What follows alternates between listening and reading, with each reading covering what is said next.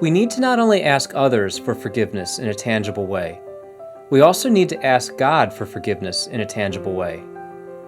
We can confess our sins to God directly, outside of the sacrament of confession. Those prayers are heard by God, and His forgiveness is offered to us when we are genuinely sorry for our sins and we have placed Him again above all other things in our lives. The Catholic word for that personal experience of forgiveness is called perfect contrition.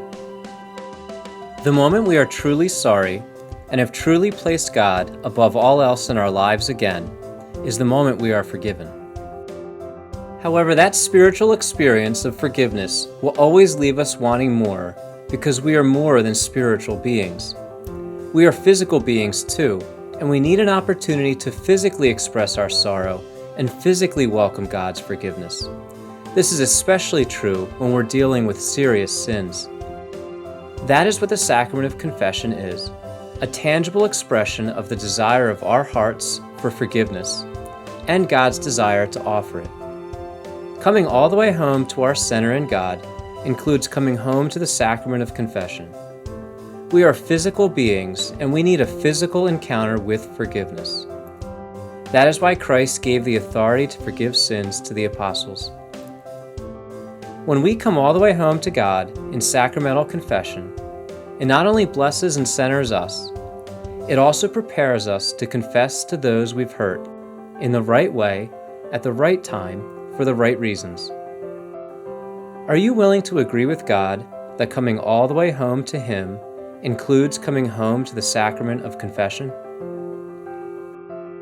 There's this famous story of St. Francis, right? And St. Francis, he had these monks with him, and they would walk through Assisi. And as they're walking through Assisi, the one monk every day, this new young monk, would catch the eye of this girl, and Francis would kind of see that, and she would catch his eye, and then they would just continue their prayer walk, right? And then eventually, the one monk doesn't come back to the monastery, and he slept with the girl. And he's on the street corner. Francis comes back into Assisi from the monastery, and he sees the monk on the ground, in the street, like on the corner going, "God forgive me, God forgive me, God forgive me." What do you think Francis said to him? He kicked him? Is that what the good shepherd did with the lost sheep? He kicked him, right? God forgive me, God forgive me, God forgive me. Francis kneels down, puts his hand on his shoulder, and whispers in his ear, "He heard you the first time. Now let's go home." And that's what confession is someone, while you're going through all that guilt and that shame, sometimes you just need to hear someone say, "You're forgiven. God heard you the first time. Now let's go home." Because I fear that we're wearing these chains, and like God's actually unlocked them, and we just keep wearing the chains. And that's the whole point of confession, is somebody who has been given authority from God to say, "He heard you, man. Let's go home."